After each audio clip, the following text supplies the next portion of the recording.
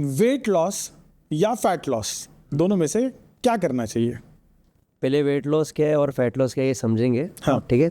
Weight loss के अंदर दो चीज़ें आती हैं, आपका लीन बॉडी मास और आपका बॉडी फैट।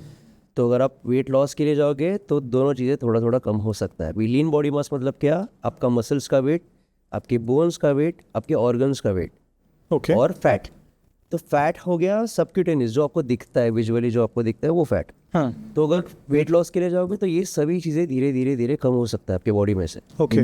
फैट लॉस में क्या होता है कि आपको लीन बॉडी मास को मेंटेन रखना है और फैट को घटाना है। तो मेरे हिसाब से आपको फैट लॉस के ऊपर फोकस करना चाहिए, क्योंकि वही इंपॉर्टेंट रहता है। बहुत से लोग वेट लॉस के ऊपर फोकस करते हैं, मतलब उनका टारगेट रहता है 3 मंथ्स के अंदर या फिर 6 मंथ्स के अंदर। तो वो लोग वैसा डाइट फॉलो करते हैं जिसके अंदर उनका वेट लॉस होता है, पर उस वेट लॉस के अंदर उनका मसल मास भी जा रहा है, फैट भी जा रहा है। हाँ। तो वेट लॉस के ऊपर फोकस मत करो, फैट लॉस के ऊपर करो। अगर आपका कुछ गोल रहेगा, आपको मॉडलिंग के लिए जाना है या फिर मैं 1 महीने के अंदर इतना इतना वेट लूज करना ही है, तो आप कर रहे हो तो ठीक है, बट लॉन्ग टर्म के लिए weight loss is not good. Fat loss के ऊपर फोकस करो, वेट लॉस के ऊपर मत करो। अच्छा, फैट लॉस के लिए नेचुरल तरीका कौन सा है जिससे फैट लॉस एकदम नेचुरली हो सके? कंसिस्टेंसी रखो डाइट पे थोड़ा सा, क्योंकि कैसा है, फैट लॉस और वेट लॉस ये लॉन्ग टर्म प्रोसेस है फिटनेस का। ये ऐसा नहीं कि 1-2 महीने का प्लान है, लॉन्ग टर्म है। ठीक है। तो वेट लॉस या फिर फैट लॉस अगर आपको करना है तो लॉन्ग टर्म कुछ तो देखो जिससे आप मेंटेन रख सकते हो। लाइक डाइट भी ऐसा करो जिससे आप लाइफ टाइम फॉलो कर सकते हो। ऐसे नहीं कि कीटो कर लिया 1-2 महीना फिर छोड़ दिया, फिर वो वेट बाउंस बैक हो सकता है। एग्जैक्टली। ठीक है, क्योंकि आप कैलोरी पे फोकस कर रहे हो 2-3 महीने के लिए, आपका जो भी गोल था आप अचीव कर लिया, उसके बाद आपने पूरा छोड़ दिया, फिर कार्ब लोडिंग स्टार्ट कर दिया, तो कार्ब लोडिंग की वजह से कैलोरी ज़्यादा हो गया, अगेन वेट गेन हो सकता है। तो वो नहीं होना चाहिए।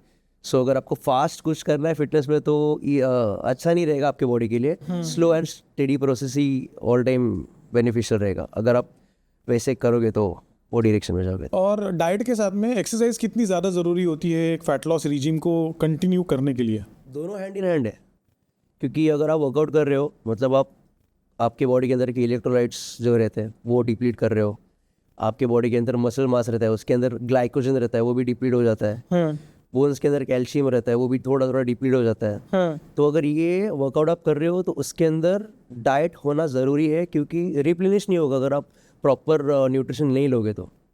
ये सब चीज़ें रिप्लेनिश होनी चाहिए बराबर। अगर आप वर्कआउट करते रहे, मसल ब्रेक हो रहा है, आपका मसल ब्रेकडाउन हो रहा है, वजन मार रहे हो, रेपिटेशंस मार रहे हो, हेवी मार रहे हो, मसल ब्रेकडाउन हो भी गया, अब घर पे जाके उस मसल को फीड नहीं करोगे तो मसल रिपेयर नहीं होगा। अगर रिपेयर नहीं होगा तो ग्रो नहीं होगा, उसको टोनिंग नहीं दिखेगी आपको। तो ये हैंड इन हैंड ही है, मतलब सिर्फ वर्कआउट करके कुछ फ़ायदा नहीं है।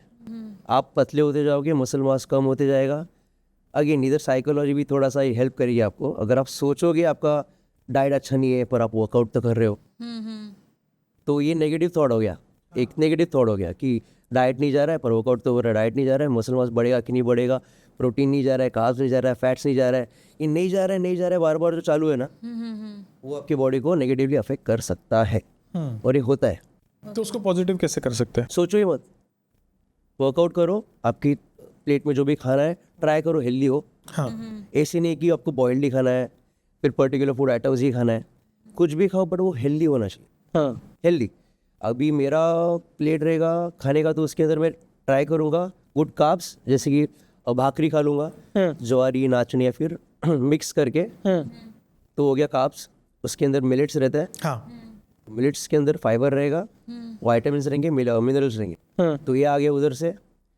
प्रोटीन के लिए अभी मैं वेजिटेरियन हूँ तो मैं ट्राई करूँगा मूंग, फिर कोई भी दाल, सोयाबीन, राजमा, छोले, ये सब। उसके अंदर कार्ब्स भी मिलेगा, गुड कार्ब्स, फाइबर भी मिलेगा, प्रोटीन भी मिलेगा। तो उधर से प्रोटीन भी आ गया, सैलड रहेगा। तो ये एक पूरा प्लेट ऐसा बनना चाहिए, आपकी प्लेट वैसा ही दिखना चाहिए। अगर उसके अंदर आप थोड़ा सा ज़्यादा स्पाइसेस ऐड कर रहे हो या फिर ज़्यादा ऑयल ऐड कर रहे हो तो अच्छा चीज़ भी बुरा हो सकता है आपके लिए। तो जो भी खा रहे हो 80% अच्छा रखो फूड आपका। अभी लाइफस्टाइल बिजी हो गया है तो 20% आप अवॉइड कर सकते हो, कुछ प्रॉब्लम नहीं है। मतलब सुबह से घर लेके का खाना खाने से ही हम फैट लॉस कर सकते हैं? बाहर का भी हो सकता है, अच्छा। बाहर का भी खा सकते हो आप, पर ट्राई करो कि बाहर भी आपके पास ऑप्शन है, एक वड़ा पाव है और एक चना है। तो ऑप्शन आपके ऊपर है, आपको क्या चूज करना है।